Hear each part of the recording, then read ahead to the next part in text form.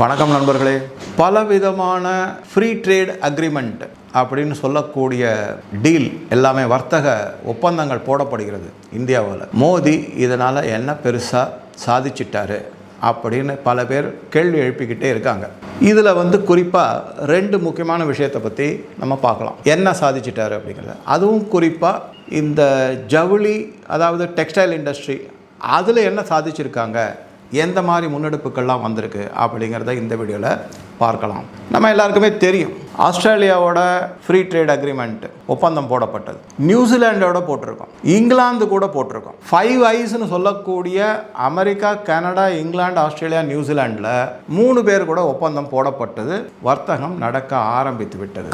2 பேர் தான் பாக்கி இருக்காங்க. ஒன்று கனடா, இன்னொன்று யூஎஸை விட்டுடுவோம். கனடா ரொம்ப நெருங்கி வந்துக்கிட்டே இருக்காங்க. ஓகே, அனிதா ஆனந்த் வந்துட்டு போயிருக்காங்க. அதை பற்றி பல தகவல்களை நான் ஏற்கனவே உங்கள் கூட ஷேர் பண்ணியிருந்தேன். ஸோ வெகு சீக்கிரத்தில் கனடாவினுடைய ஒப்பந்தமும் வர்த்தக ஒப்பந்தமும் கையெழுத்தாகிவிடும் அப்படிங்கிறது தான் இப்போ இருக்கிற நிலைமை. இது தவிர பங்களாதேஷை பொறுத்த வரைக்கும் எந்தெந்த மாதிரி இந்த டெக்ஸ்டைல் இண்டஸ்ட்ரி குறிப்பாக எந்தெந்த மாதிரி நிகழ்வுகள்லாம் நடந்திருக்கு அப்படிங்கிறத பார்த்தோம். பங்களாதேஷில் முதல் பாயிண்ட் என்ன அப்படின்னு பார்த்தீங்கன்னா, அரசியல் சார்ந்த ஒரு ஸ்திரமான நிலை ஆட்சி அங்கே கிடையாது. முகமது யூனுஸ் அமெரிக்காவின் கைப்பாவையாக மற்றும் பாகிஸ்தானுடைய கைப்பாவையாக இருந்து கொண்டு தன்னுடைய சுயநலத்தை தான் பார்த்துக்கிட்டு இருக்காரு. அதோடு இல்லாமல் அடிப்படைவாதிகளை கிளப்பி விட்டு அந்த நாட்டில் ஒரு சுமூகமான சூழ்நிலை இல்லாத மாதிரியே பார்த்துக்கிட்டு வர்றார் அவர். சுமூகமான சூழ்நிலை வந்தால் மக்கள் எங்கேயாவது நல்ல நிலைமைக்கு வந்து தனக்கு எதிராக கிளம்பிடுவார்களோ அப்படிங்கிற மாதிரி எதிர்ப்பார்களோ அப்படிங்கிற எதிர்பார்ப்பில் அவங்கள ஒரு பதட்ட சூழ்நிலையும் ஒரு சூழ்நிலை நல்லாக இல்லாத ஒரு நிலைமையில் தான் முகமது யூனுஸ் ஆட்சி நடந்துகிட்டு இருக்குங்கிறத பார்த்தோம். இதன் காரணமாக என்னன்னா, மின்சார தட்டுப்பாடு இருக்குது, நிதி மேலாண்மை ரொம்ப கேவலமான நிலைமையில் இருக்குது, வங்கிகளினுடைய கடன் கிடைக்கல, வட்டி விகிதம் அகுதி, விலைவாசி உயர்வு, இது எல்லாம் சேர்ந்து என்ன ஆயிடுச்சு அப்படின்னா, பங்களாதேஷில் பல உற்பத்தியாளர்கள், தொழிலதிபர்கள் இதுக்கு பணத்தை போட்டு முதலீடு செய்து நஷ்டத்தை சம்பாதிக்கிறத விட பேசாமல் வாய மூடிக்கிட்டு சும்மா இருக்கிறது தான் பரவாயில்ல அப்படின்னு கிட்டத்தட்ட கடந்த 18 மாதங்களாக பலவிதமான நடவடிக்கைகள் முடக்கப்பட்டு தொழிற்சாலைகள்லாம் மூடப்பட்டு ஒரு மாதிரி மந்த நிலை, தேக்க நிலைக்கு வந்து விட்டது. இந்த இடத்துல தான் இதுவரைக்கும் பங்களாதேஷில் உற்பத்தி செய்யப்பட்ட மிகப்பெரிய பிராண்ட் அப்படின்னு சொல்லக்கூடிய ஜரா, ZARA, அதுக்கப்புறம் மார்க் அண்ட் ஸ்பென்சர், அது ஒன்று. அதுக்கப்புறம் பார்த்தீங்கன்னாக்கா H&M அப்படிங்கிற பிராண்ட், இவங்கெல்லாம் இந்த ஆயத்த ஆடைகள்னு சொல்லக்கூடிய ரெடிமேடு கார்மெண்ட்ஸில் கொள்முதல் செய்வது கிட்டத்தட்ட 75-80% பங்களாதேஷில் தான் செஞ்சுக்கிட்டு இருந்தாங்க. இப்போ அது எல்லாமே அவங்களுக்கு பெரிய பிரச்சனையாக இருக்குது. ஏன்னா பங்களாதேஷில் உற்பத்தி இல்லை, இவங்களுக்கு சப்ளை இல்லை. அதாவது இந்த சப்ளை செயின் மேனேஜ்மெண்ட் அப்படின்னு சொல்லக்கூடியது மிகப்பெரிய ஒரு வீழ்ச்சிக்கு உள்ளாயிருக்கு. அதனால் இந்த மாதிரி பல கம்பெனிகள், இன்டர்நேஷ்னல் பிராண்ட் அப்படின்னு சொல்லக்கூடியவங்க மிகப்பெரிய ஒரு சங்கடத்துக்கு உள்ளாயிருக்காங்க. அதனால் அவங்களுடைய வியாபாரம் பெருமளவில் பாதிக்கப்பட்டுள்ளது. அந்த மாதிரி ஒரு சிச்சுவேஷனில் கொண்டு நிறுத்திட்டு இப்போ அவங்க எல்லாருமே, நான் சொன்ன 3 பிராண்டு நான் சொல்லியிருக்கேன், இதை மாதிரி பல பிராண்டுகள் இருக்குது. அவங்க எல்லாருமே பங்களாதேஷை ஒரு வழியாக கை கழுவிட்டு இந்தியாவின் பக்கம் திரும்பியிருக்காங்க அப்படிங்கிறதான் இப்போ வந்திருக்கிற லேட்டஸ்ட் செய்தி. சரி, ஏன் சார் மற்ற நாடு இல்லையா? சைனாவுக்கு போயிருக்கலாமே, அவங்களும் இந்த மாதிரி ரெடிமேட் கார்மெண்ட்ஸில் ரொம்ப உன்னதமான நிலைமையில தானே இருக்காங்க. இல்லை வியட்நாமுக்கு போயிருக்கலாமே, அவங்களும் இந்த மாதிரி ரெடிமேட் கார்மெண்ட் மேனுஃபேக்சரிங் நிறைய செய்கிறாங்களே அப்படின்னா, சைனாவை பற்றி நான் வேர்ல்டு எக்கனாமிக் ஃபோரமில் ஹே லேஃபாங் என்ன சொன்னார் அப்படிங்கிறத பார்த்தோம். சைனாவை இனிமேல் உற்பத்தி கூடமாக, உலகத்தின் உற்பத்தி கூடமாக இனிமேல் நீங்கள் எதிர்பார்க்க வேண்டாம் அப்படின்னு ஒரு செய்தியை கொடுத்துருக்காரு. இதை தவிர COVID-19 அப்புறமா சைனா 1+ பாலிசியில் இந்தியாவை தான் நம்புகிறாங்க. எதனால் அப்படின்னு பார்த்தீங்கன்னா, சைனாவை பொறுத்த வரைக்கும் அவநம்பிக்கை மிக அதிகமாக ஆகிவிட்டது. இந்தியாவை பொறுத்த வரைக்கும் நம்பிக்கை. நான் 2-3 வீடியோவில் கூட சொல்லியிருக்கேன், இன்னைக்கு உலகத்தில் முக்கியமான கரன்சி எது அப்படின்னு பார்த்தீங்கன்னா, டாலரோ யூரோவோ கிடையாது. நம்பிக்கை தான் மிக மிக முக்கியமான கரன்சியாக கருதப்படுகிறது. அந்த நம்பிக்கையை இந்தியா கொடுக்குது. இதை நான் சொல்லலை, பல உலக தலைவர்கள் சொல்லியிருக்காங்க. ஜார்ஜ் மெலோனி சொல்கிறாங்க, மேக்ரான், எமானுவேல் மேக்ரான் பிரான்ஸ் அதிபர் சொல்கிறாரு. அதை தவிர சின்ன நாடுன்னு பார்த்தா கூட மொரிஷியஸ் அதிபர் சொல்லியிருக்காங்க. இப்போ சமீபத்தில் யார் அதை பற்றி ரொம்ப அதிகமாக பேசுகிறாங்க அப்படின்னு பார்த்தீங்கன்னா, ஜெர்மனுடைய சான்சலர்னு சொல்லக்கூடியவர் மெர்ஸ், ஃப்ரெட்ரிக் மெர்ஸ், அவர் அதை பற்றி சொல்லியிருக்காங்க. இந்தியா ஒரு மிக மிக நம்பிக்கையான நாடு அப்படின்னு சொல்லியிருக்காங்க. அடுத்ததான் எதை பார்க்குறோம் அப்படின்னா, இப்போ யூரோப்பியன் யூனியன் கமிஷனுடைய பிரசிடென்ட் உர்சுலா வாண்டர்லின் இருக்காங்க. அவங்க வந்து மிக மிக நம்பிக்கையான நாடு இந்தியா, அமெரிக்காவை நம்பவே கூடாதுங்கிற மாதிரி இன்டைரக்டாக சொல்லலை, நேரடியாகவே சொல்லியிருக்காங்க. அவங்க அந்த மாதிரி சொல்லியிருக்காங்க. ஸோ ஆக மொத்தம் இந்தியா வந்து தன்னுடைய முக்கியமான கரன்சியான நம்பிக்கையை விதைத்து இருக்கிறது. ஆப்பிரிக்க நாடுகளை பற்றி நம்ம சொல்லவே வேண்டாம். அவங்க எல்லாருமே என்ன சொல்றாங்க, மோடி தான் எங்களுக்கு தலைமை ஏற்று குளோபல் சவுத்தில் எல்லாத்தையும் அவர் முன்னெடுத்து செய்யணும் அப்படிங்கிற. சரி, இப்போ கமிங் பேக் டு இந்த டெக்ஸ்டைல் பிஸ்னஸை பற்றி நம்ம வந்து பார்த்தோம்னாக்க, இந்த மாதிரி குளோபல் சப்ளை செயின் டிஸ்ரப்ஷன் அப்படின்னு சொல்கிறாங்களா, அதாவது உலகத்தில் இருக்கக்கூடிய இந்த மாதிரி வர்த்தகம் சார்ந்த, குறிப்பா டெக்ஸ்டைல் வர்த்தகம் சார்ந்ததுல சரியான உற்பத்தி கிடையாது.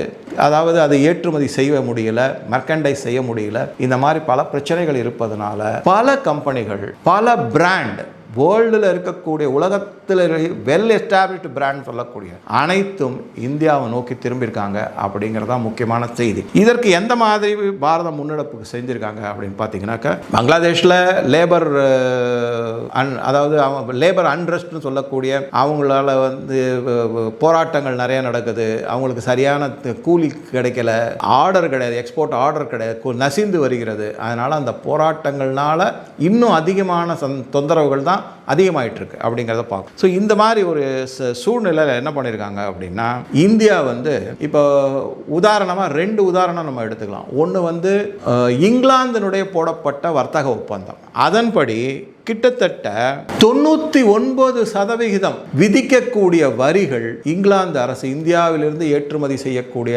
ஆயத்த ஆடைகளுக்கு தள்ளுபடி செஞ்சுருக்காங்கிறது வந்துருக்கு. இதை தவிர நான் போன வீடியோவில் சொன்ன மாதிரி அந்த remission of duties and taxes அந்த வேற இந்திய அரசு ஏற்றுமதியாளர்களுக்கு ஒரு உதவிகரமாக செஞ்சுக்கிட்டு வராங்க. இது ஒரு முக்கியமான செய்தி. இதுக்கப்புறமா என்ன அப்படின்னு பார்த்தீங்கன்னாக்கா, இது வந்து இங்கிலாந்தினுடைய போடப்பட்ட ஃப்ரீ ட்ரேட் அக்ரிமெண்ட் வர்த்தக ஒப்பந்தப்படி 99% பொருட்கள் மீதான வரி 0 அப்படின்னு இருக்கும், வரியே இருக்காது அப்படிங்கிற ஒரு முக்கியமான பாயிண்ட். இதே மாதிரி இப்போ வரக்கூடிய 25லிருந்து 28 ஜனவரி யூரோப்பியன் யூனியன் EU கமிஷன் அவங்களுடைய பிரசிடென்ட் உர்சுலா வாண்டர்லின் அவங்க வந்திருக்காங்க. அவங்க என்ன சொல்லியிருக்காங்கன்னா, கிட்டத்தட்ட 9% தான் நாங்கள் வரி விதிப்போம் அப்படிங்கிற மாதிரி ஒரு பேச்சுவார்த்தைகள்லாம் இருந்திருக்கு.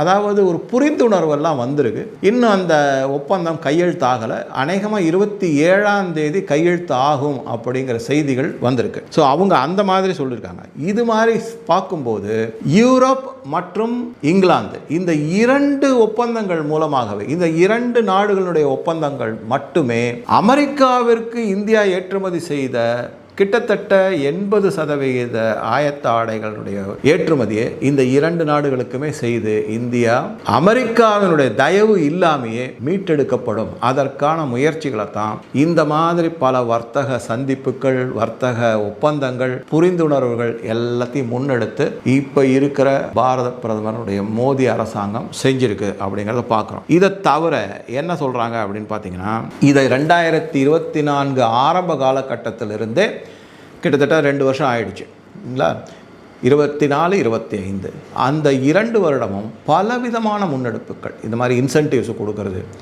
பல நாடுகளோட போய் வர்த்தக பேச்சுவார்த்தை நடத்துவது, புரிந்துணர்வு ஒப்பந்தம் போடுவது, இப்போ கடைசியாக வர்த்தக ஒப்பந்தமே கையெழுத்திடுவது, இந்த மாதிரி பல இதுகளை செஞ்சுட்டு வந்திருக்காங்க. இதன் காரணமாக கிட்டத்தட்ட 6000 கோடி ரூபாய் பொறுமானம் உள்ள புதிய முதலீடுகள் இந்த டெக்ஸ்டைல் இண்டஸ்ட்ரியில் வந்திருக்கிறதாக அதிகாரப்பூர்வமான அறிவிப்புகள் வந்திருக்கு. இதுக்கு நடுவில் 2 இடத்துல மிக மிக முக்கியமான ஒரு இன்டகிரேட்டட் டெக்ஸ்டைல் பார்க், அதை ஒன்று நம்ம பார்த்தோம். இண்டோரில் ஒன்று இருக்குது, அப்புறம் விருதுநகரில் ஒன்று இருக்குது. அதை வேறு ஆரம்பித்து அதுக்கு வேறு பல முன்னெடுப்புகளும் பல நடவடிக்கைகளும் செஞ்சுக்கிட்டு இருக்கு மத்திய அரசுங்கிறதையும் நம்ம பார்த்தோம். ஸோ இந்த மாதிரி பல நடவடிக்கைகளை மத்திய அரசு செஞ்சுக்கிட்டு வராங்க. ஸோ இந்த இன்டர்நேஷ்னல் பிராண்ட் எல்லாமே இந்தியாவில் இருக்கக்கூடிய டெக்ஸ்டைல் ஹப் எந்தெந்த ஹப் அப்படின்னு பார்த்திங்கன்னா நமக்கு நல்லாவே தெரிஞ்சதான். தமிழ்நாட்டில் இருக்க குறிப்பாக கோயம்புத்தூர், திருப்பூர், அதுக்கப்புறம் குஜராத்தில் இருக்கிற சூரத், அஹமதாபாத், அதுக்கப்புறம் லூதியானா பஞ்சாபில் இருக்கிறது, ஜெய்ப்பூர் ராஜஸ்தான், அதுக்கப்புறம் நொய்டா உத்தரப்பிரதேஷ், அதுக்கப்புறமா டெல்லி என்சிஆர் ரீஜன், இந்த மாதிரி பல இடங்களில் இருக்கக்கூடிய டெக்ஸ்டைல் இண்டஸ்ட்ரீஸுக்கு உற்பத்தியாளர்களுக்கு இந்த வேர்ல்டு உலகளாவிய பிராண்ட் சொல்லக்கூடியவங்க நிறைய ஆர்டரை கொடுக்கறதுக்கு முன் வந்துள்ளதாக செய்திகள் வந்திருக்கு. ஆக டெக்ஸ்டைல் இண்டஸ்ட்ரி இப்போ கொஞ்சம் கொஞ்சமாக தன்னுடைய உன்னதத்தை பழைய நிலையை மீட்டு எடுத்து ஒரு நல்ல நிலைமைக்கு வருங்கிற எதிர்பார்ப்பு எல்லாருக்குமே இருக்குது. நடுவில் கொஞ்ச நாளைக்கு டெக்ஸ்டைல் இண்டஸ்ட்ரி சைனா மற்றும் பங்களாதேஷ்னால் நசிந்து இருந்தது. அதை மீட்டெடுத்தது இந்த அரசாங்கம், மத்திய அரசு பல முன்னெடுப்புகளை செஞ்சுருக்காங்க, உதவிகளையும் செய்கிறாங்க. சில பேர் சொல்லலாம், சார் என்னதான் இருந்தாலும் அமெரிக்காவுக்கு செய்யப்பட்ட ஏற்றுமதி அளவுக்கு இப்போ ஏற்றுமதி குறைந்து உள்ளது, அந்த அளவுக்கு கிடையாது, அவங்களோட பெரிய மேசிவ் ஆர்டர் சார். இப்போ அதுக்கு நம்ம எப்படி பார்க்கணுன்னா, அமெரிக்கா நம்ம கையை முறுக்குறாங்க. குறிப்பாக எதில் முறுக்குறாங்க அப்படின்னு பார்த்தீங்கன்னாக்கா, நான் பல வீடியோவில் சொன்னது தான், விவசாயம் சார்ந்த பொருட்கள் மற்றும் டெய்ரி சார்ந்த பொருட்கள், அதை நம்ம இந்தியா மேடு, அதுவும் எல்லாமே ஜெனட்டிக்கலி மாடிஃபைடு பொருட்கள், அதை இந்தியா மேலே திணிக்க பார்க்குது அமெரிக்கா. நம்ம கையை முறுக்கி பார்க்குறாங்க. அதனால தான் இந்த வர்த்தகம் சரி இல்லாமல் இருக்குது, கொஞ்சம் குறைஞ்சிருக்கு. ஆனால் அதற்கு காம்பன்சேட் பண்ணுற ஒரு மாதிரி இப்போ இயூவோட ஒப்பந்தமோ இல்லை இங்கிலாந்தினுடைய ஒப்பந்தமோ கையெழுத்தானா மிகப்பெரிய அளவில் இந்த டெக்ஸ்டைல் உற்பத்தியாளர்களுக்கு மிகப்பெரிய ஒரு ரிலீஃப் கிடைக்கும் அப்படிங்கிறது தான் மத்திய அரசினுடைய எதிர்பார்ப்பு. அது ரிலீஃபாக மட்டும் இருக்காது, மிகப்பெரிய வளர்ச்சியும் கொடுக்கும் அப்படிங்கிறதும் ஒரு எதிர்பார்ப்பாக பார்க்கப்படுகிறது. இதை மத்திய அரசு என்ன மாதிரி ஒரு கொள்கை ரீதியான அறிவிப்பை சொல்லியிருக்காங்க, எதிர்பார்ப்பாக சொல்லியிருக்காங்கன்னா, இது ஏதோ ஒரு தற்காலிகமான அரேஞ்ச்மெண்ட்டு கிடையாது, முன்னெடுப்பு கிடையாது. இது ஒரு நீண்ட கால மற்றும் நிலையான முன்னெடுப்புகளாக நாங்கள் செஞ்சுருக்கோம் அப்படிங்கிறாங்க. ஒரு லாங் டேர்ம் 15 வருஷமோ 20 வருஷமோ இந்தியாவினுடைய டெக்ஸ்டைல் இண்டஸ்ட்ரி வளர்ச்சி அடையும் அப்படிங்கிற ஒரு பார்வையில் மத்திய அரசு சொல்லியிருக்காங்க. இந்த மாதிரி மத்திய அரசினுடைய ஆதரவு, மத்திய அரசினுடைய இன்சென்டிவ்ஸ்னு சொல்லக்கூடிய இந்த RODTP அப்படிங்கிறது, இதை மாதிரி பல முன்னெடுப்புகள், அதை தவிர பல நாடுகளினுடைய செய்யக்கூடிய வர்த்தக ஒப்பந்தங்கள் எல்லாமே டெக்ஸ்டைல் இண்டஸ்ட்ரிக்கு ஒரு மிகப்பெரிய ஒளிமயமான எதிர்காலம் இருக்கும் அப்படிங்கிறத நம்மளும் கொஞ்சம் உறுதியாக இந்த செய்திகள்லேருந்து தெரிஞ்சுக்கிறோம். அதை போக போக பார்க்கலாம், எப்படிலாம் வருது, எந்தெந்த மாதிரி வருது அப்படிங்கிறதையும் பார்க்கலாம். ஸோ உங்கள் கருத்துக்களை பதிவிடவும். நன்றி, வணக்கம்.